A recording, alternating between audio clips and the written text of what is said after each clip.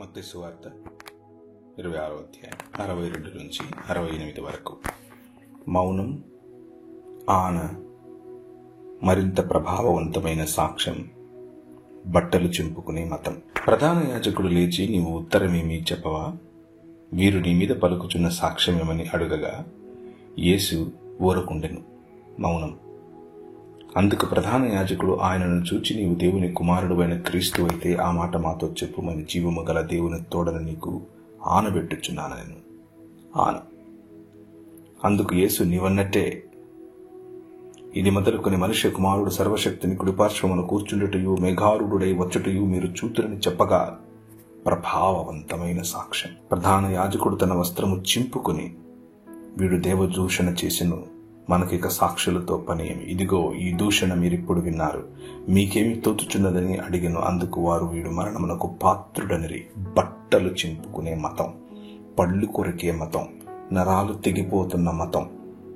అప్పుడు వారు ఆయన ముఖము మీద ఉమ్మి వేసి ఆయనను గుద్దిరి. కొందరు ఆయనను అరచేతులతో కొట్టి, క్రీస్తు, నిన్ను కొట్టిన వాడెవడో ప్రవచించు అన్నారు. మౌనం. మొదటగా ఈ మత వ్యవస్థ ఆయనకు తీర్పు తీర్చే స్థితిలో లేదు.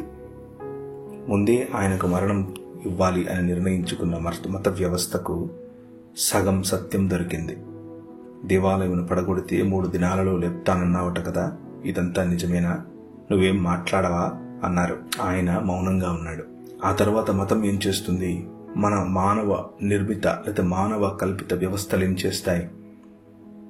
మామూలుగా నువ్వు స్పందించకపోతే నిన్ను విసిగిస్తాయి, నీ పైన ఆనబెడతాయి. అమ్మతోడు, అబ్బతోడు, నీ పిల్లలతోడు అన్నట్లుగా ఆనపెడతాయి, ఆనపెట్టిస్తాయి, నిన్ను రెచ్చగొడతాయి. రెచ్చగొడితే నువ్వు స్పందించాలని. కానీ ప్రభు అయిన యేసుక్రీస్తు రెచ్చగొడితే స్పందించే రకం కాదు. ఆయన స్పందించటం కోసం, మరింత ప్రభావవంతమైన సాక్ష్యం రూపంలో స్పందించటం కోసం, సమయం కోసం ఎదురు చూస్తున్నాడు. వీళ్ళందరూ అనుకుంటున్నారు, మతం అనుకుంటోంది, సక్సెస్ఫుల్గా ఈయనను పట్టుకొని మనం సిలువ వేస్తున్నామని. కానీ క్రీస్తు అనుకుంటున్నాడు, నా ప్రణాళికలో భాగంగా మీరు మీ మతం ఎంత చక్కగా ఇమిడిపోయారు, ఎంత చక్కగా నా ప్రణాళిక ప్రకారంగా పనిచేస్తున్నారు అని మరింత ప్రభావవంతమైన సాక్ష్యం పలుకుతున్నాడు. నీవు దేవుని కుమారుడైన క్రీస్తు అయితే ఆ మాట మాతో చెప్పుమని జీవము గల దేవుని తోడని నీకు ఆనబెట్టుచున్నాను అనంటే అందుకు యేసు, నీవన్నట్టే, ఇది మొదలుకొని మనుష్య కుమారుడు సర్వశక్తిని కుడిపార్శ్వమున కూర్చోవటం, ఆకాశ మేఘారుడై రావటం మీరు చూస్తారు అని చెప్పాడు. కేవలం దేవాలయమును పడగొడితే 3 దినాలలో తిరిగి లేపగలను, తిరిగి కట్టగలను అని చెప్పినందుకే చంపుతారా? అందులో తప్పకుండా నేను దేవాలయ నిర్మాణకర్తను అని చెప్పుకునే మాట కనిపిస్తుంది. కానీ ఇంకా స్పష్టంగా చెప్తాను. ఏంటో తెలుసా?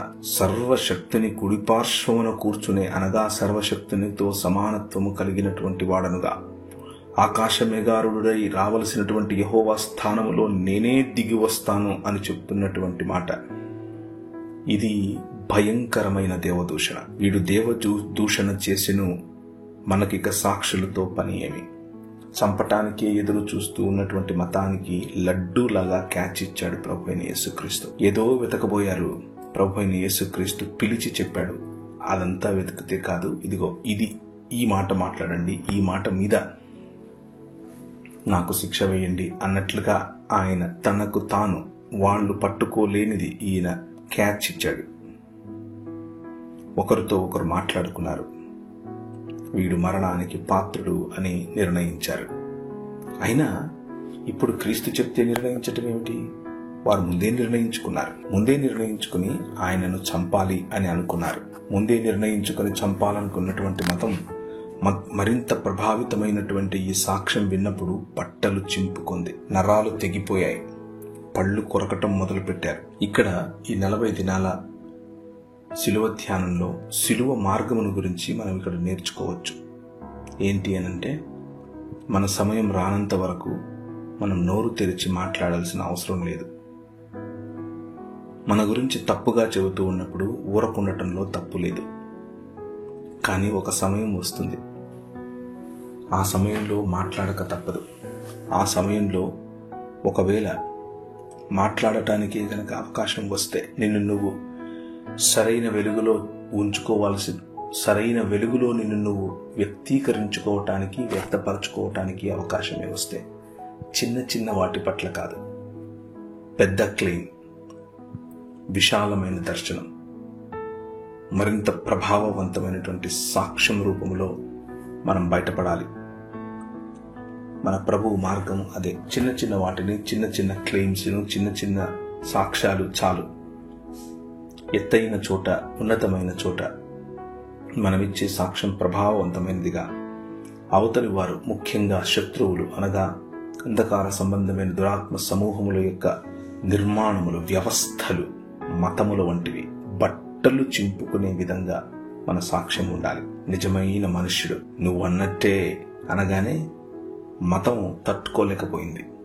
నిజమైన మనుష్యుడు సర్వశక్తిని కుడిపార్శ్వమున నేను కూర్చుంటాను అని అన్నప్పుడు మతం నరాలు తెగాయి. మేఘారుడై నేను వస్తాను, అది నువ్వు చూస్తావు అన్నప్పుడు పళ్ళు కొరికారు, రక్తం సలసలా మండింది. మరణానికి పాత్రుడు అని వారు ముందే నిర్ణయించుకున్న విధంగానే ఆయనకు తీర్పు తీర్చారు. అప్పుడు వారు ఆయన ముఖము మీద ఉమ్మి వేసి ఆయనను గుద్దిరి.